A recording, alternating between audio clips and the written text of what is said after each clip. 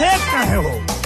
कितना खुश थे हम कि अपना दुल्हा के साथ घूमेंगे फिरेंगे, प्यार का दुगो बात बतियाएंगे, सेल्फी लेंगे, पूरा मूडे खराब कर दिए। सुबह से तैयारी किए थे, फेवरेट साड़ी पहन लिए थे, 4 बार हम ओठ लाली लगा के व्हाट्सएप पर मैसेज किए थे राजा, व्हाट्सएप पर मैसेज किए थे। अरे नेटवर्क के उड़ गया था।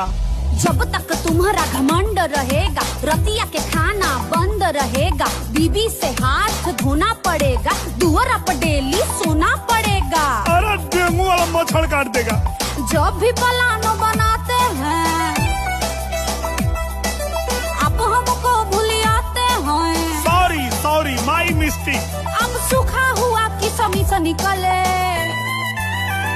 अभी सब मत बोलो। सैया जी आप सेल्फी से निकले।